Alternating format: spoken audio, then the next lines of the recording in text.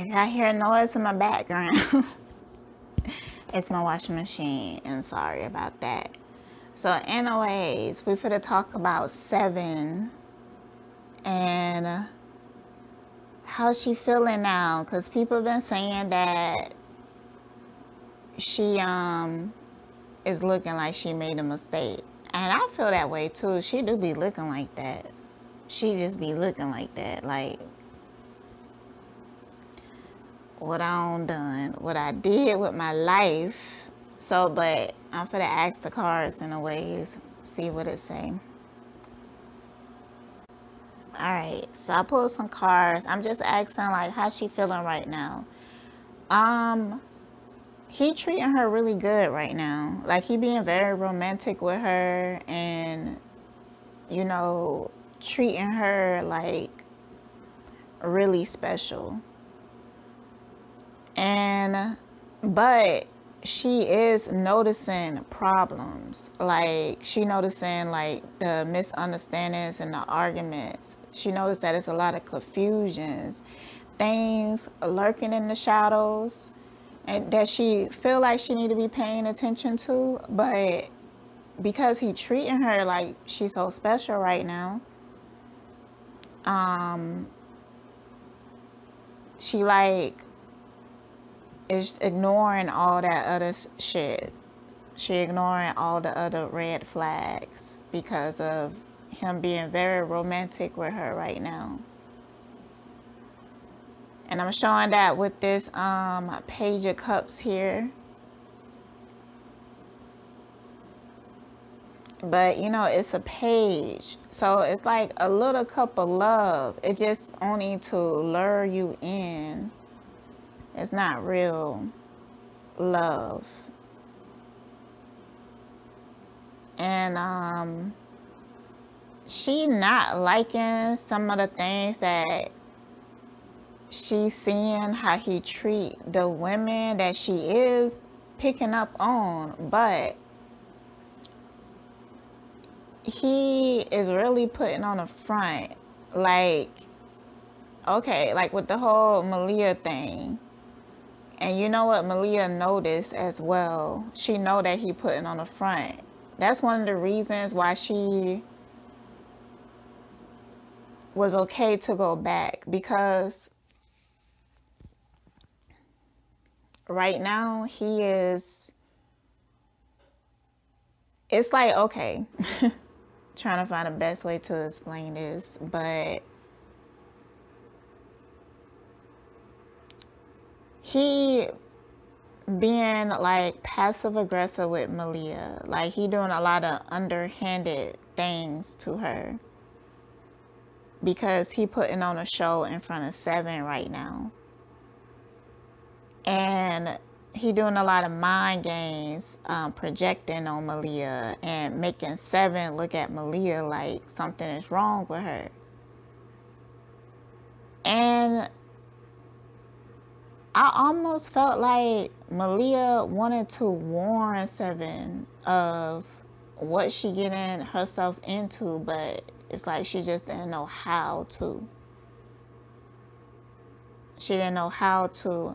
And honestly, with Malia, I know there's a reading by Seyven, but I feel like Malia don't feel like she have anything to go back to. So this is a really scary situation. I really feel like it could be a possibility of, if she go back, she could be like homeless or something. I don't feel like her family really are supportive. I still haven't heard nobody talk about that. Oh, this damn. So Seyven intuition is really like screaming at her, really trying to warn her of things, make her pay attention. So she is on high alert. And I also feel like Alihio, he can feel it. That's why he put in so much effort into trying to make her feel comfortable, because he could feel like she's a bit guarded. Um, I'm also feeling like she having difficulties bonding with the women.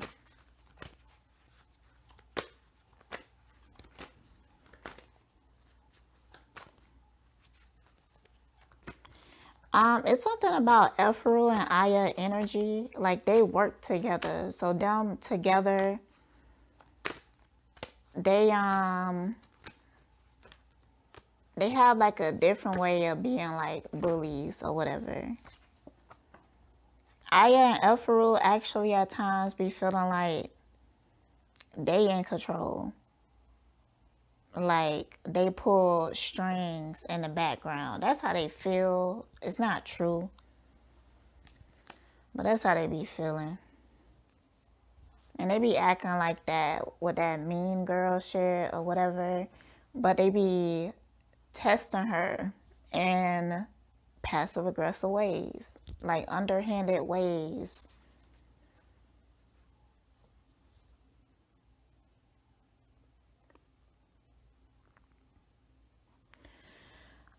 She also feel like there's some jealousy coming from the other women.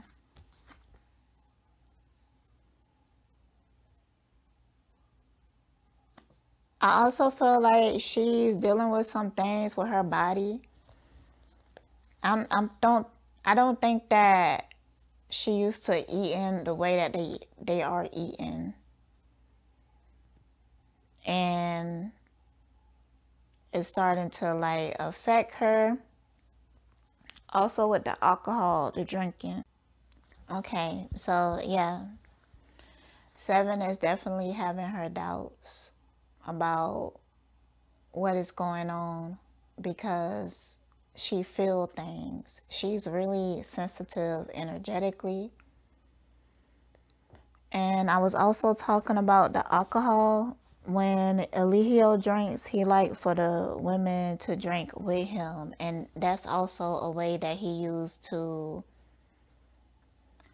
lower the vibration of people that come in, and then while they are drunk, they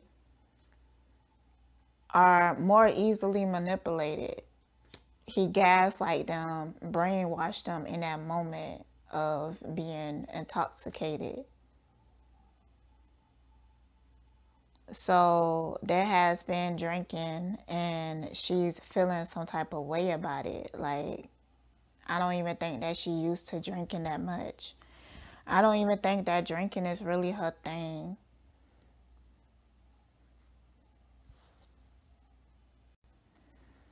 So I asked, how do Seyven feel about leaving her kids?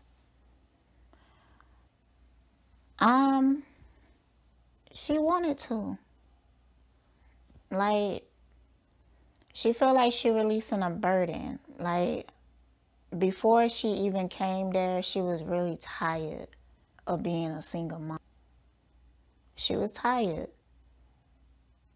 So that's what she really looking for by even doing all of this. She looking for some freedom and she wants somebody to take care of her. But this is something that's karmic. She has a lesson to learn in it, and we definitely gonna see her learn it. I don't think she gonna be there for a long, long time though. Um, she do feel like some guilt about it, and she hide behind the mindset of I'm building a legacy for them or something, because that's what she put in her head to help her to deal with the fact that she was tired of being a single mom.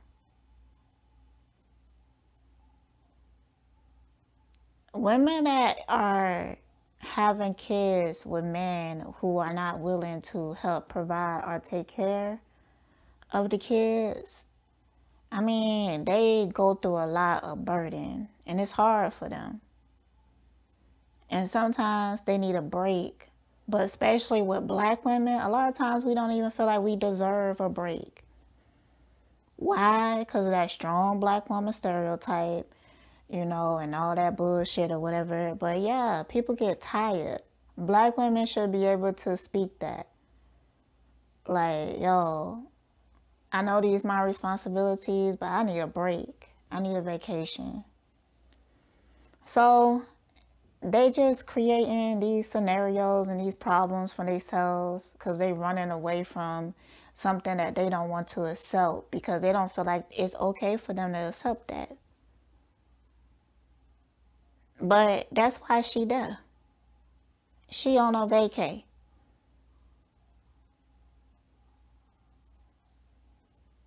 And it's unfortunate that she had to take this route.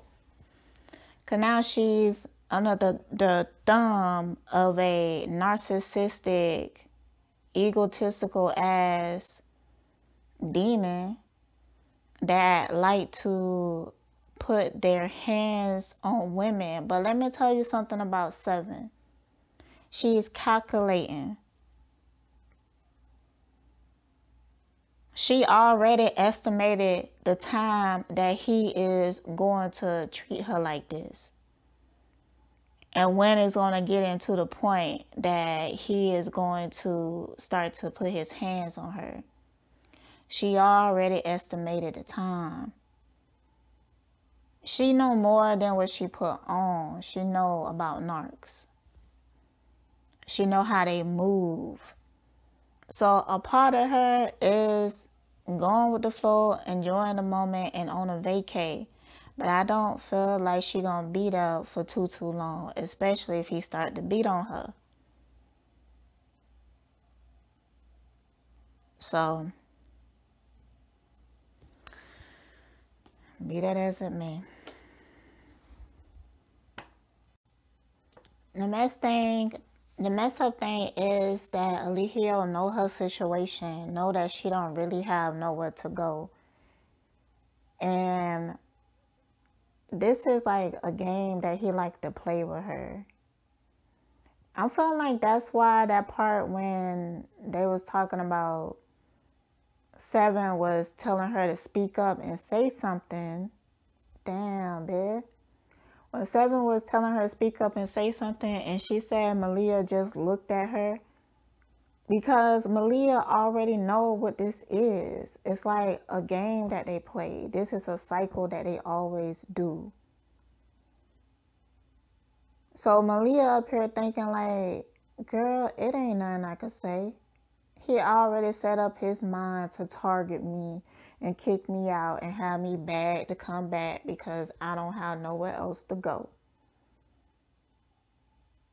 So she just do it because she in a bad situation. Like, for real, who on her team?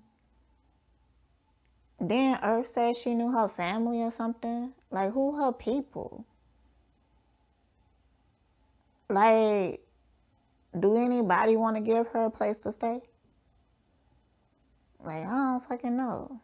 I feel like maybe she feel like she has some real options. She would be willing to leave because she's tired spiritually. Spiritually, she is so damn tired. She tired of doing this. She is so tired. But she feel like she don't really have any options, any real choices.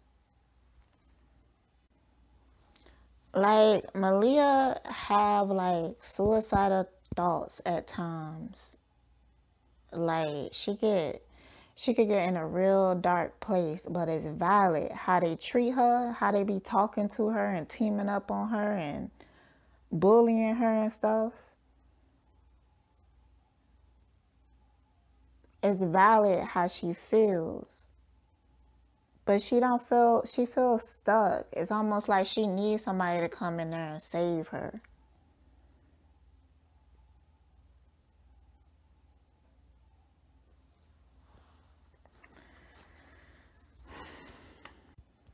Yeah, with this Three of Wands reverse, she don't really feel like she have nowhere to go. She don't feel like she have no real options, but she want to stop hurting. She want this to stop. They keep playing around with her. They gonna end up finding her not living, taking her life or something like that. how they be treating her. And the fact that she don't feel like she have no way out of this hell. Like, the shit is serious. And they keep on just pushing her and treating her any type of way and stuff. She don't trust none of them. They all like that with her. Aya and Elfaru, they don't turn into some demons they damn selves. Because they don't lost themselves completely. So all they could do is reflect them. They really like some soulless ass demons. Like, you should see how they be lurking around and stuff. Aya always trying to be Inspector Gadget and shit. And then Elfaru with her little soulless eyes and stuff. Elfaru, I'ma tell y'all, like, the visuals that I be getting on her is scary. Like, if you was in a dark room with her, you probably be spooked out. I ain't lying, bitch. You be spooked out. She be doing stuff like just looking off in the distance and like in the dark, just be gone. Like, just a soulless ass zombie. For real. You be like, and I be feeling like people be spooked by her at times. She got that type of energy like that. She got the energy of a ghost because she barely living with her spooky self. She is spooky, y'all. I'm telling y'all. I pull this King of Swords. I don't know where he supposed to be.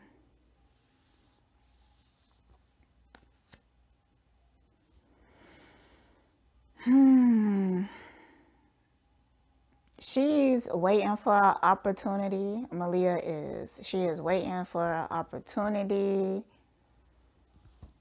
For real, she feel like she need to be rescued. And I kind of feel like she do. Because,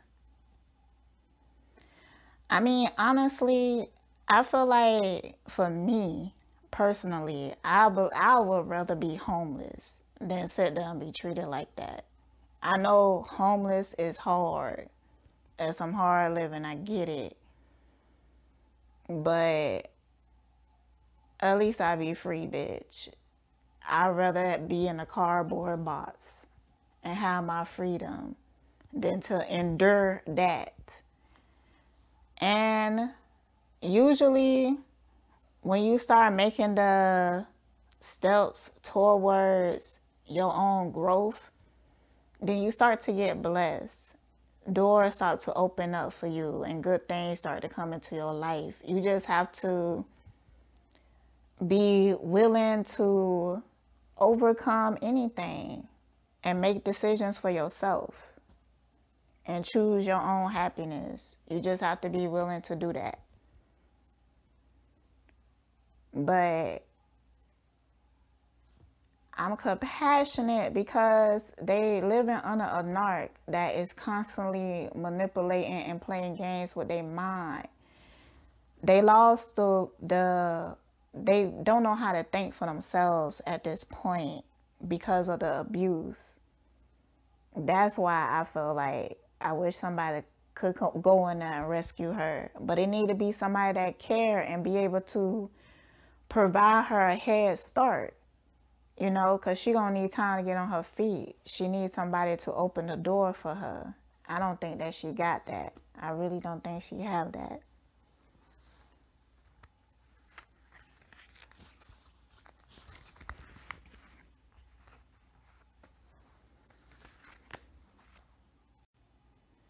So I'm asking advice from Spirit to Malia because she needs it. Okay, she need to be the one who make things right with her family, put in that effort. I think if she come back and she apologize to some of her family and try to make things right, take accountability for her actions, then she could get some doors open. Like, she just have to be willing to do that.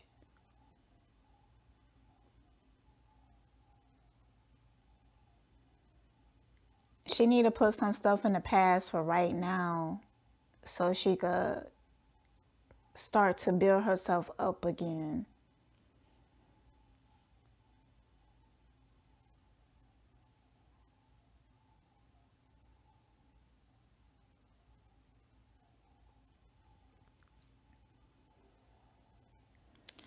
Alihio messed with Malia's perception of her family, confused her on things that had happened, changed the narrative so that she at this point feel like her family hate her more than they actually do hate her. But some of them are a little, upset with her because of things that had happened, and she gonna have to be the one to try to make that right.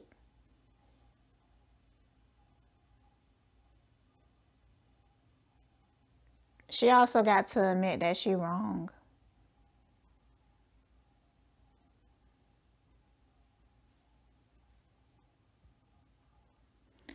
Malia have an addiction to Alihio, but it's not like what you think it is. Um, it has to do with survival or something. It's almost like Stockholm syndrome or something like that.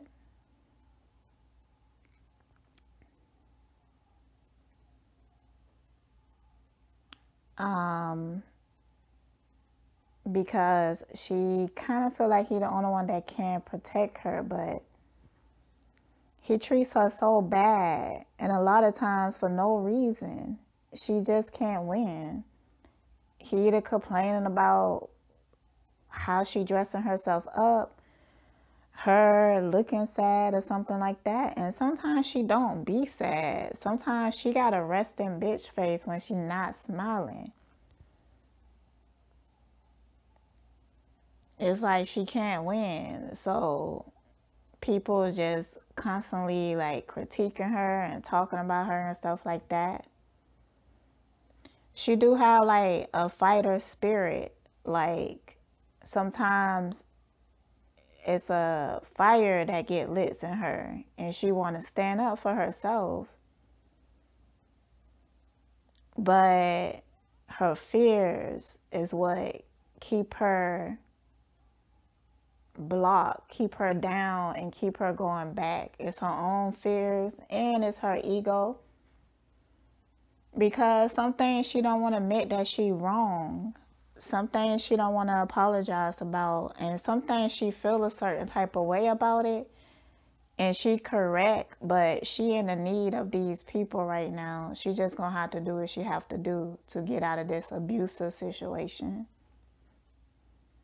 because she ain't nothing but fun to Eligio. She is a supply to him. He don't care or love her. It's like Eligio didn't get the chance to be a child, so now in his adult age, he still acts like a child.